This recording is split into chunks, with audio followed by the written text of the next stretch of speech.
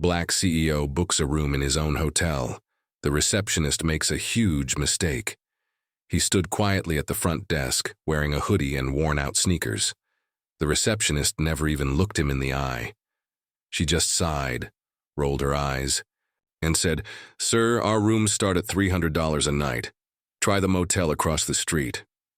What she did not know was that the man she had just insulted owned the entire building, floor to ceiling, brick to brand.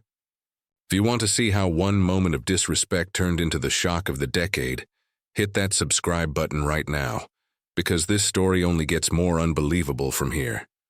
Darius West was not a man who liked attention, despite being one of the youngest black hotel CEOs in the state.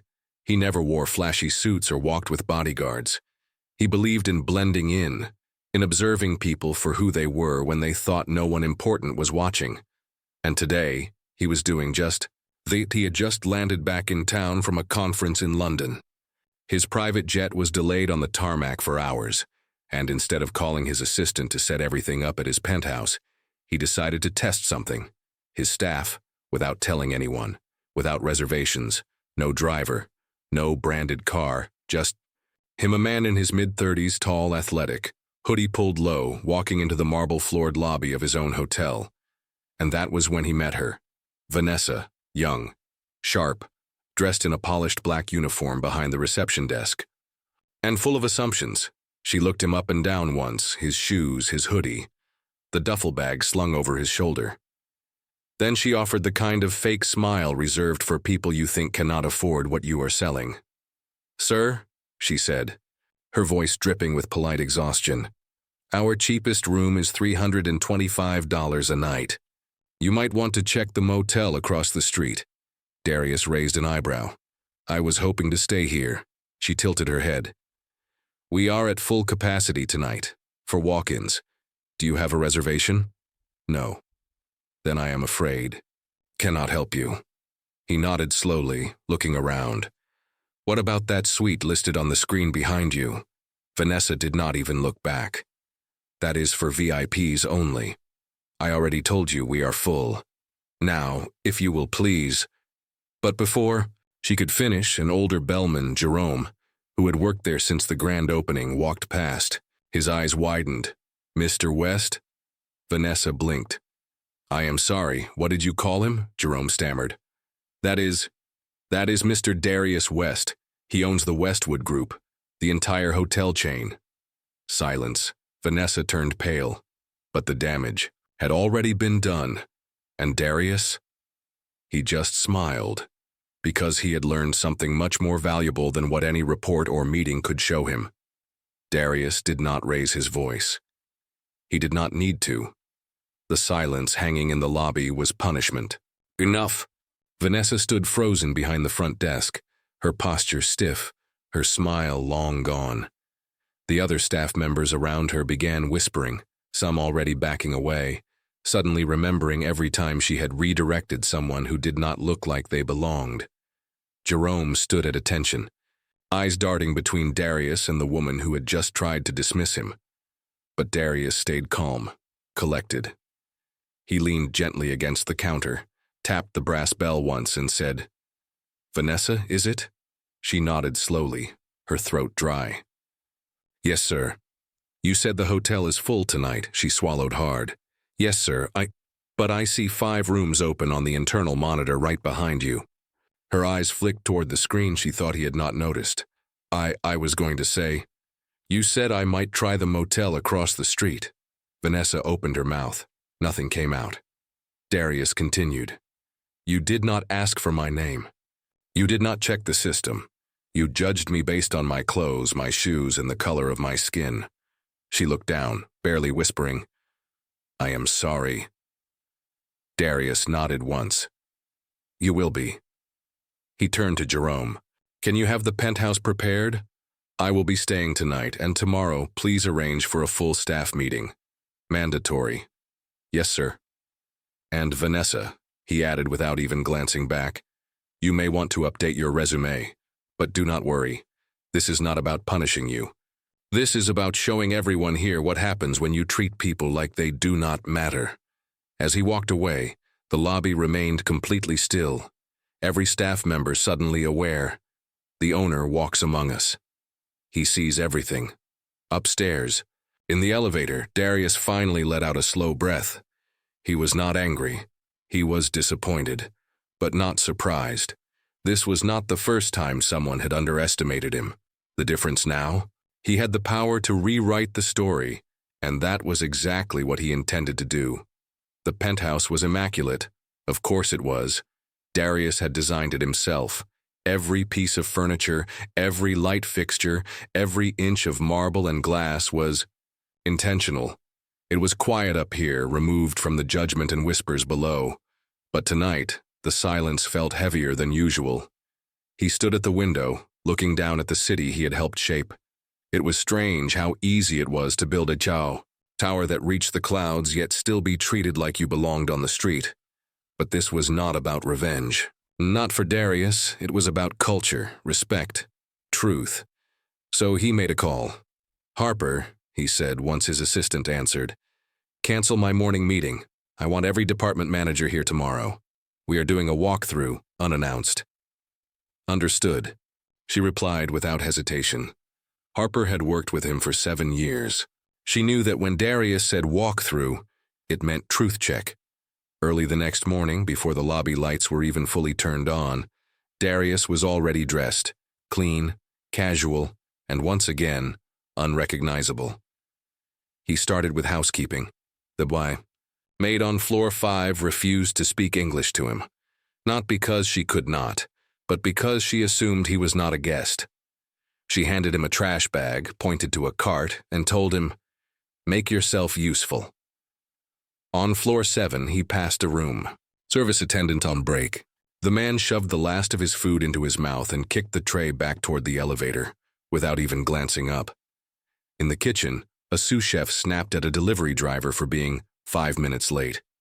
But the man had been stuck in the service elevator, helping a woman in a wheelchair get to the lobby. By 10 a.m., Darius had seen enough. He returned to the executive floor, removed his hoodie, and stepped into the boardroom where Harper had already gathered the department. Heads, some looked confused, others nervous. He stood at the front of the room and said just one sentence, "You all failed." A ripple of panic moved across the room. "No one knew who I was yesterday. That is fine. What is not fine is that you treated me like I did not deserve respect, and not just me. I saw how you treat your staff, your guests, your delivery drivers, the people you think no one is watching." He paused. "Let the silence settle. I built this place to be more than walls and luxury. I built it to reflect something deeper, something better. But what I saw yesterday tells me this place needs to be rebuilt again, from the inside out." No one dared to speak. Darius looked around the room, locking eyes with each manager. "From this point forward, every team member will be evaluated, not by numbers, but by behavior. You want to lead? Prove it. You want a promotion? Show me compassion. Because if you cannot treat the janitor with the same dignity as the VIP guest, you do not belong here." And with that, he walked out. The real work had just begun. Word traveled. Fast. By lunchtime, every floor was buzzing. Whispers echoed through the hallways, kitchens, and laundry rooms. "The man in the hoodie is the owner. Vanessa sent him away." He saw everything. Vanessa sat in the staff break room alone, her coffee cold, her hands trembling slightly. The morning had been a blur. She had not been fired, yet. But the weight of humiliation pressed heavier than any official punishment could. What stung more was the memory of his face, calm, disappointed, not angry. That made it worse somehow. She had been trained better. She knew better. But when the moment came, her instinct had spoken louder than her professionalism. And now it echoed in her mind like a siren. Try the motel across the street. As she stared at the wall, someone pulled out the chair across from her. She looked up to see Jerome, the bellman who had called Darius by name. He was older, humble, and respected by nearly everyone on staff. "Thought you might want company," he said. She managed a tight smile. "You here to lecture me too?" No, he said simply. I am here because I have been where you are. Is linked. You're like perfect. He chuckled. Hardly. When I was young, I called a woman sir because she wore a blazer. She was the guest of honor at a women's rights gala. Vanessa cracked a weak laugh. Yikes. Yeah, cost me 2 weeks of shifts, but it taught me something. He leaned forward. You never know who someone is, so treat everyone like they are everything. Not because you are scared of titles, but because it is the right thing to do. Vanessa's eyes welled up. I do not know how to come back from this. You do it one choice at a time. She nodded slowly, unsure whether she deserved that kindness, but grateful it was offered. Just then, a notification lit up on her phone. It was an internal company email from Mr. Darius West himself. The subject line, The Respect Project, a Second Chance Initiative. She opened it. Inside was a message addressed to the entire hotel staff. Everyone deserves the chance to grow. Mistakes do not define us. Responses do. I am not here to fire you. I am here to watch you rise or walk away. You choose. Darius West. Vanessa stared at the screen. No threats, no warnings, just a mirror, and she knew she had a decision to make. The next morning, the hotel lobby felt different. Not quieter, not louder, just more aware. Every employee had read the email, some ignored it, some dismissed it, but most, especially the ones who had looked the other way for far too long, felt something stir. Not fear, not guilt, opportunity. Darius arrived early, not in a suit, not in silence, but as himself. He did not walk through the executive entrance. He walked through the front door. Past the doorman, the guests, the reception desk where Vanessa stood. She looked up, bracing herself, but he nodded at her. Not with scorn, not with fake kindness, but with something far more difficult to define. Expectation. Good morning. Sir, she said, voice clear. Morning, Vanessa, he replied. And just like that, she knew. She had a shot. In the boardroom that day, Darius presented the Respect Project in full. Every manager, every team lead, every department head sat in the room while he drew a line down a whiteboard and wrote, Service on one side, status on the other. He turned to them. Most hotels in this city confuse these two. They think if someone has money, they deserve more. If someone looks powerful, they get more attention. If someone looks different, they get dismissed. He drew a circle around the word service. We are not doing that anymore. Then he laid it out. A rotating walk in their shoes schedule, where managers would work entry-level positions twice a month. A mandatory kindness and equality training, not corporate fluff, but real-world scenarios and reactions. A secret guest audit system, where mystery guests of all backgrounds would rate staff purely on respect and fairness, not luxury or polish. A promotion tracker that factored in empathy, not just performance. And if anyone is not on board, he finished, no hard feelings. But this will not be the place for you. Silence. Then Harper, his assistant, stood first. I'm in. Jerome followed. You already know I'm ready. One by one, others raised their hands. And Vanessa? She stood without raising hers. I am not asking for forgiveness, she said, but I am asking for the chance to make things right. Darius nodded once. You have it. The project launched that week, and what started as a response to a single mistake became something no luxury brand had ever dared to build. A place where every guest was treated like they mattered, because they did. The transformation was not perfect, but it was real. Guests began to notice. Not just the cleanliness or the concierge. Smiles, but something deeper. The bellman actually listened. The receptionist greeted with intention. Housekeeping staff looked guests in the eye, not as service workers, but as hosts. Word spread fast. A blog post went viral titled, The Only Hotel in the City Where They Treat You Like Family, Even If You Look Broke. News outlets picked up the story. Travel critics were curious. One reviewer wrote, They handed me water before asking for my ID, and that made all the difference. but with attention came old shadows. One evening, as the sun dipped over the skyline and the lobby glowed amber from the giant chandeliers, Darius was walking the floor, clipboard in hand.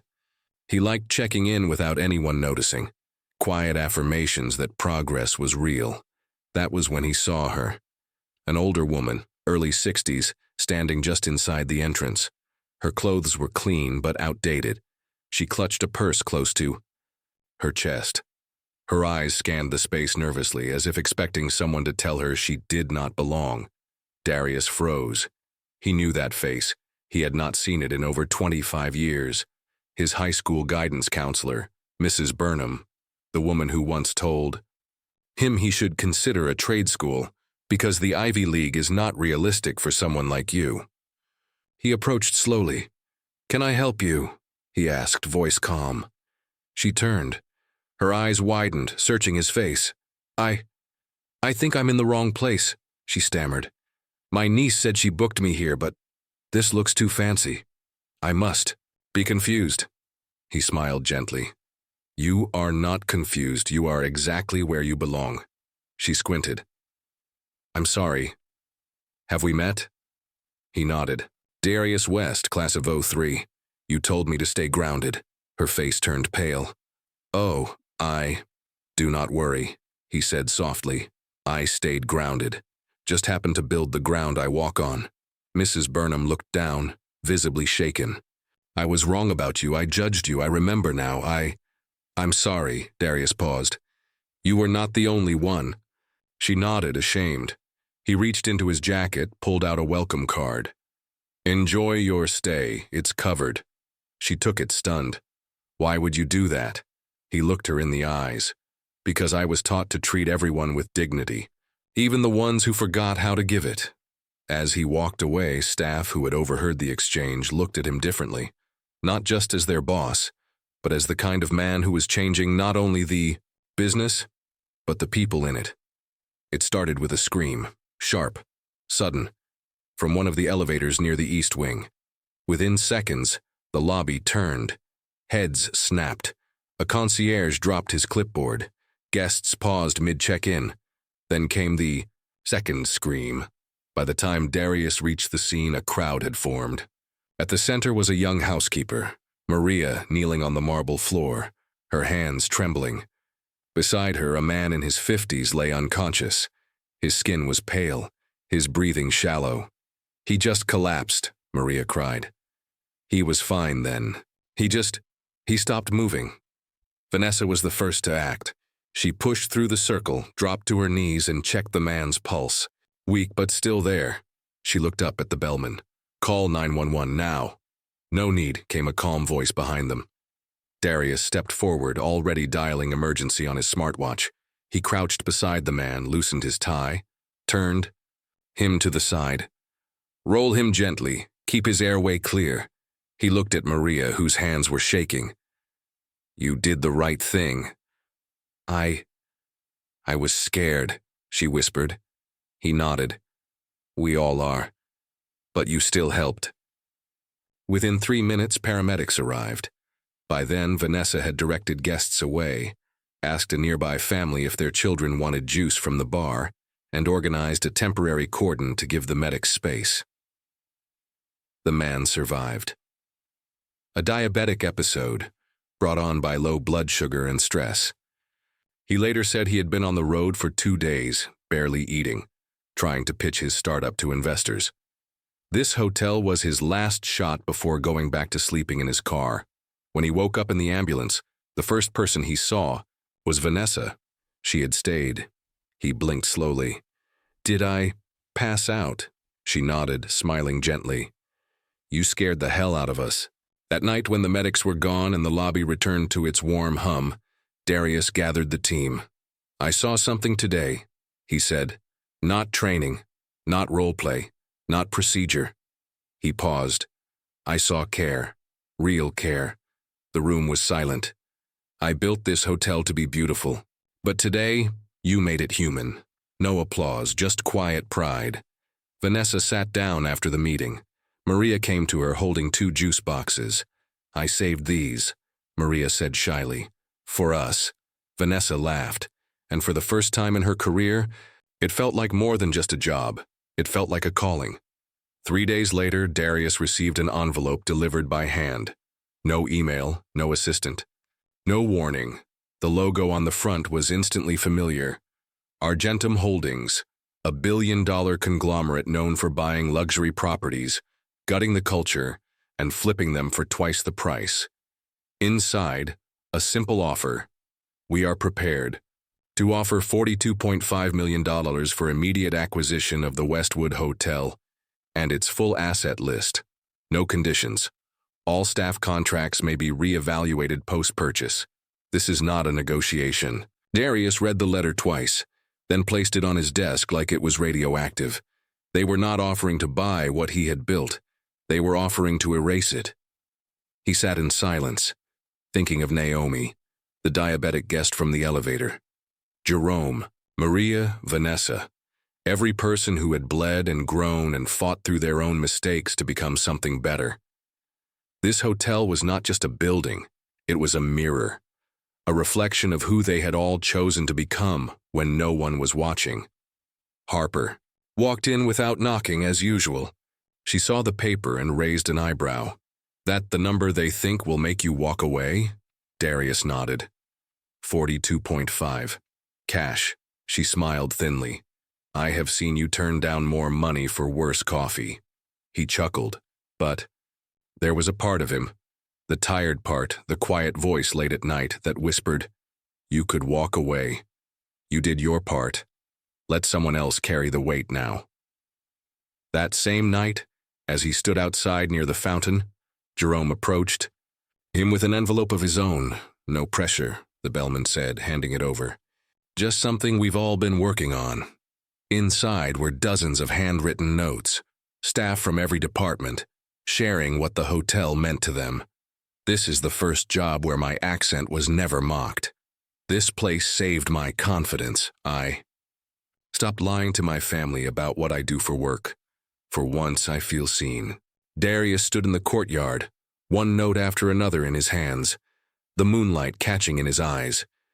He looked back toward the building, its glowing windows, its golden lobby, the people inside who had become something more than employees. They had become a family, and this place, this was their home. He pulled out the Argentum letter, folded it once, twice, then tore it clean down the center, because some things you build to sell, and others, you build so people never feel sold again. 2 weeks later, the grand ballroom of the Westwood Hotel had never looked more alive. Soft jazz flowed from the stage, golden lights danced on polished floors, and people from every corner of the city filled the room.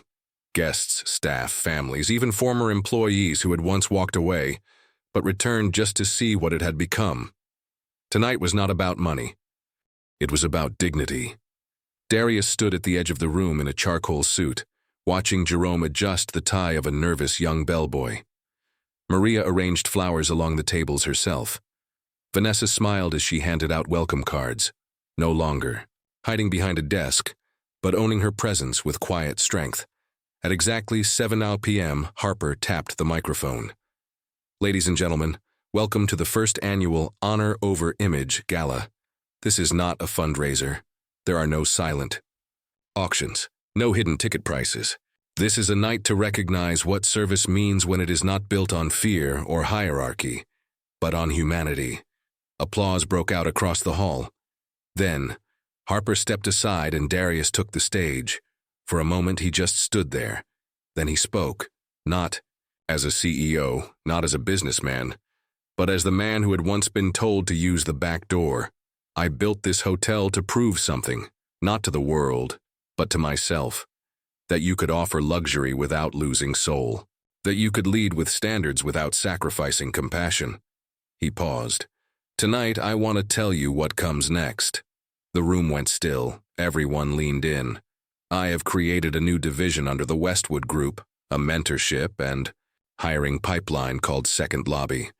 It will find people like me, like many of you once were. Undervalued, misjudged, overlooked. We will train them, trust them, and let them prove that first impressions are not final truths.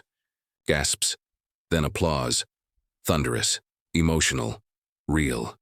And one more thing, he added, smiling. This is Vanessa. He motioned her to the stage. She hesitated, but came forward. She once made a mistake, a public one, but she did not walk away.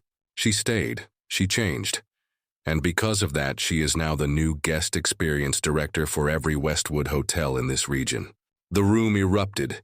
Tears ran down her cheeks, not from shame, but from pride. As Darius stepped down from the stage, people stood, one by one, staff, guests, children. They were not applauding a company. They were applauding a standard, a new way, better one. And Darius knew. This was no longer just a hotel. It was a blueprint. The ballroom lights dimmed gently as the night drew to a close. Darius stood alone for a moment near the tall windows, looking out at the city skyline. He had spent his entire life chasing something: validation, recognition, respect. And in the quiet, he realized he had finally found it. But not in wealth, not in power, not in buildings.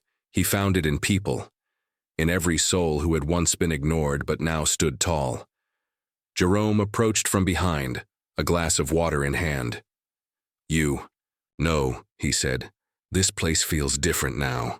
Darius nodded. It is different.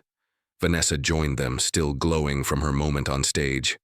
I used to think I worked at a hotel, she said softly. Now I think I belong to something. He smiled. You do. In the corner of the room, Naomi, the diabetic guest from weeks ago, was laughing with staff who had once been strangers to him. The receptionist who once told Darius to try the motel now trained others in empathy. And the walls that once held silent judgment now echoed with conversation, laughter, and purpose. Darius turned back to the view one last time. He thought of every door that had been closed in his face, every look, every comment. He remembered how it felt to be invisible, and, now, he had built a place where no one ever would be again. As the music played its final notes and guests began to drift out into the night, Darius spoke one final line to himself. A truth forged not in luxury, but in love. Respect is not something you earn from a title. It is something you give to everyone, especially when no one is watching. He smiled and walked into the crowd.